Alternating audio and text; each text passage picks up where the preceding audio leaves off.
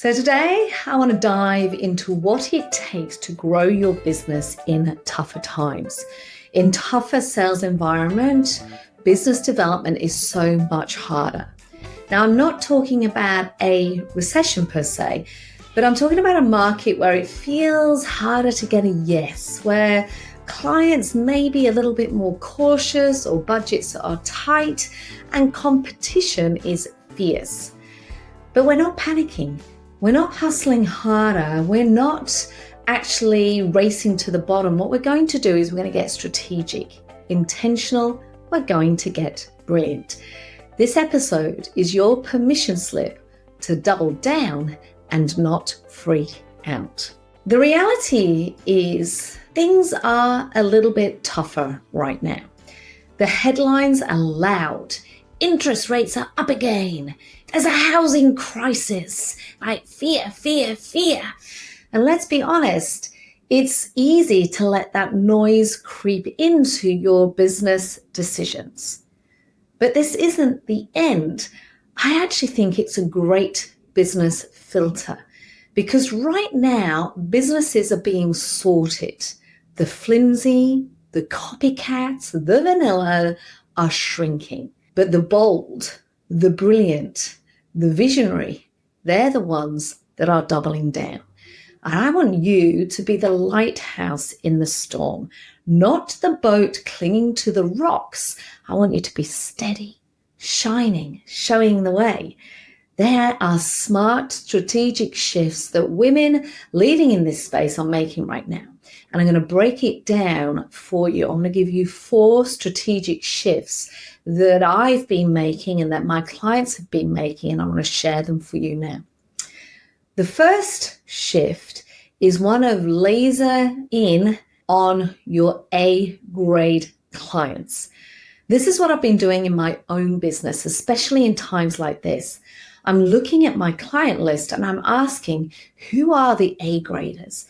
Who are the clients that light me up, that pay on time, that do the work? Who are the ones that have become raving fans of mine? You see, I don't just work with anyone. I go all in with the right ones because I want results for them and for me. I want to create brilliance, not burnout. You see, those A-grade clients, they are the ones that fuel my energy, that trust my process, that spread the word.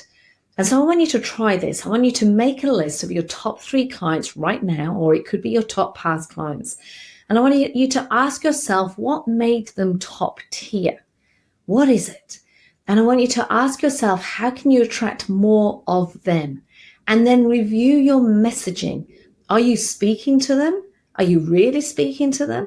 Or are you trying to please everyone and actually in that process ending up invisible and speaking to all of the people out there instead of the ones that matter? So shift number 1 is zoning in, doubling down on your A-grade clients. The second shift I've been making in my own business is stacking my value. This is something that I go deep on in a previous episode called Pricing with Power. So go back and have a listen to that if you haven't yet. And it's where I talk about how so many women actually undercharge or dilute their value in tough times. But I want to tell you, the ones that win don't discount. They become irresistible. It's about value exchange. What transformation are you offering? What support are you giving? What elevation are you enabling? And I always ask myself, what are the magic pills in my offer? Those irresistible little extras that delight, that build trust, that make people say, I want that. I need that.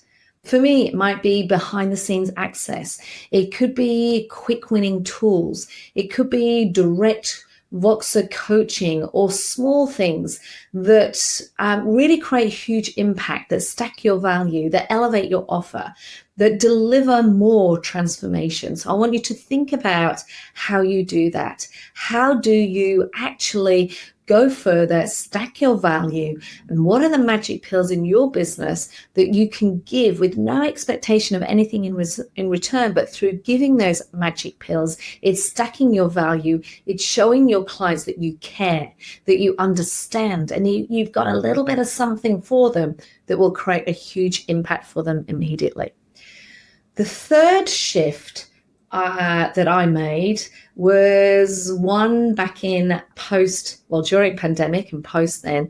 And it's something I want you to think about. And this one about building some level of guaranteed or recurring revenue. Now, at the start of the pandemic, again, I've shared this story many times. I lost 80% of my revenue in that first 90 days. And the reason was because the majority of my business was through corporate. It was keynote speaking, it was one-off programs, it was workshops. And the pandemic hit, the world shut down, and practically overnight, I lost the majority of my business. Gone. Yeah, I cried. Yes, I panicked for a minute, but then I got clear. I thought about, what am I known for? What do people need right now? How can I serve and sustain people right now? Now, what was also interesting is that for me is that, I'd spent the last 10 years building that positioning.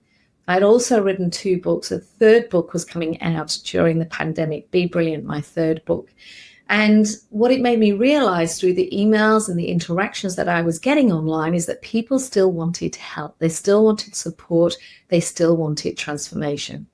So on the back of writing Be Brilliant, I launched a 6-week online program. I had no idea how to do online. So I learned like a crazy thing in the run up to this, but I launched a 6-week program.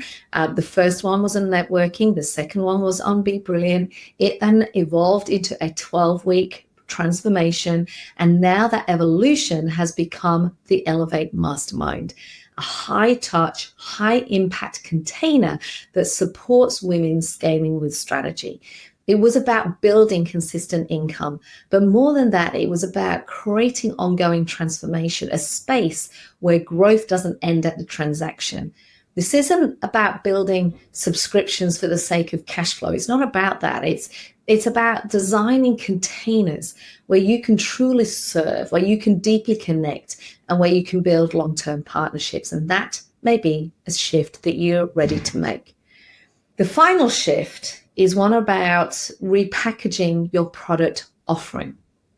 Some of my brilliant clients during these tougher times have been trying to sell these really big, juicy programs, these 6-month, 12-month, huge transformation, hefty price tag programs, which previously have worked, and it's been awesome.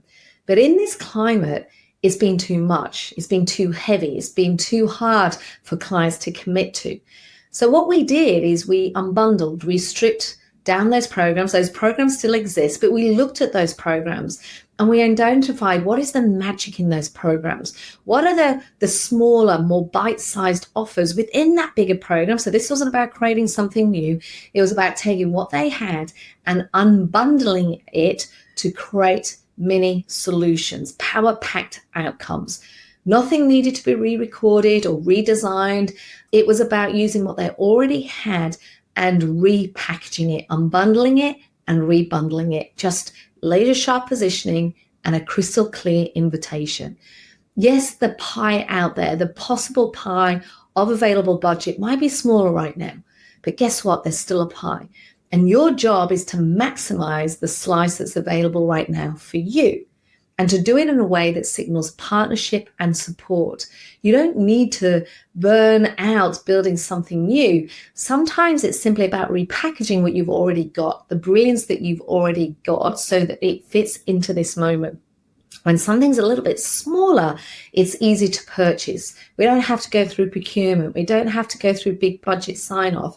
But what it does is it keeps us in with that client. It shows that we're supporting that client. And over time, as we're building even more trust and even more support and even more partnership, that little thing becomes big again. Your brilliance isn't in the packaging. It's in the problem that you're solving for your clients right now. So, what's your next move? Now is not the time to shrink. It's the time to lead. I want to recap those 4 smart shifts that I'm talking about. Number 1, laser in on your A-grade clients. Number 2, think about how you can stack your value with magnetic intention. Number 3, what about shifting to considering a recurring revenue model for peace of mind. Repackage and rethink what it is that you offer. Maybe this week, start getting curious about one of those 4 moves and think about what is an action that you can take. You could audit your clients. You could review your product suite. You could create a mini retainer. Just start. And once again, if today's episode resonated, if it's helped you think differently, can you help me out? Please leave a review because it really helps, or share this podcast with another business owner who is ready to double down instead of burning out. Because remember, you are the lighthouse in this storm for your clients, and we need you to turn up and to show up brilliantly, doing the incredible work that you are here to do. Until next time, stay brilliantly bold.